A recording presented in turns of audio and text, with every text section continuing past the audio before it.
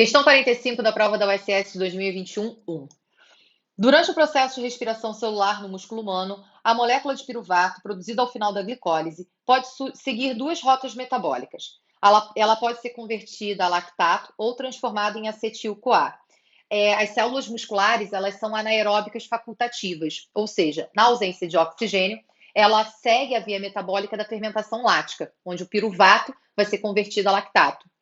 E na presença de oxigênio, esse piruvato pode ser, aí, nesse caso, quebrado, garantindo a formação da acetil-CoA, que vai participar do ciclo de Krebs para que aumente o rendimento energético nesse processo metabólico, né? Então, a gente vai observar a via aeróbica.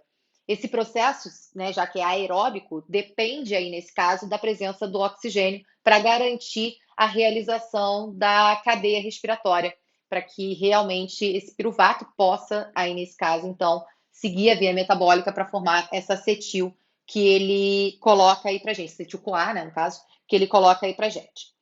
Então, a gente já sabe que se ela for convertida a lactato, se o piruvato for convertido a lactato, isso é uma condição anaeróbica. Se ele for convertido a acetil-CoA, é uma condição aeróbica que a gente está encontrando.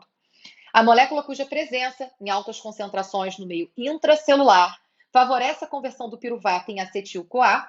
Favorecer a conversão do piruvato em acetil-CoA é uma condição aeróbica. A condição aeróbica é, aí, nesse caso, dependente da presença de oxigênio, obviamente, para que esse processo aconteça. A respiração celular aeróbica tem o oxigênio como aceptor final de elétrons. Na presença do oxigênio, a célula muscular vai fazer respiração celular.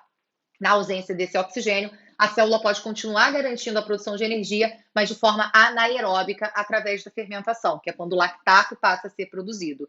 Aí, nesse caso, como ele pede para a gente a conversão do piruvato em acetil-CoA, só vai ser possível quando ocorrer a presença de alta concentração de oxigênio, que seria a letra A. A glicose, ela é o substrato que, quando quebrado, vai garantir a geração de energia, seja no processo de fermentação, como no processo de respiração celular. Ela é, aí, nesse caso, a molécula orgânica que vai ser oxidada. A diferença é que na fermentação lática, né, na fermentação de uma forma geral, a oxidação é incompleta dessa glicose, o que vai acabar trazendo um rendimento energético muito baixo, a produção de somente 2 ATPs. E quando você tem a respiração celular, a oxidação é completa dessa molécula, garantindo um rendimento aí de até 38 ATPs numa célula, tá bom? NADH2, esse NAD reduzido, ele é formado durante o processo tanto da fermentação quanto da respiração celular. Na oxidação da molécula de glicose, ocorre a formação de NAD reduzido. No ciclo de Krebs, na oxidação do piruvato, a gente vai observar a produção desse NAD reduzido. Os NADs reduzidos, eles vão sendo gerados a partir da oxidação de moléculas orgânicas. E eles vão ser transportadores de elétrons, levando esses elétrons à etapa final, por exemplo, na respiração celular, até a etapa da cadeia respiratória. Os NADs, eles são necessários para a oxidação dessas moléculas orgânicas acontecerem. Seja no processo da respiração celular, onde ele vai sendo produzido ao longo dessas etapas e reoxidado na cadeia respiratória, ou na fermentação lática, onde ele é produzido na oxidação da glicose e reoxidado quando esse lactato vai ser, aí, nesse caso, formado. No caso da respiração celular, o aceptor final de elétrons é o oxigênio. No caso da fermentação lática, o aceptor final de elétrons é o próprio piruvato, que recebem os elétrons do NAD reduzido, né, fazendo com que ocorra a reoxidação dessa molécula. Então, aí, nesse caso, não é a concentração dessa molécula que garante conversão do piruvato em acetil-CoA, né? Ele é apenas um transportador de elétrons.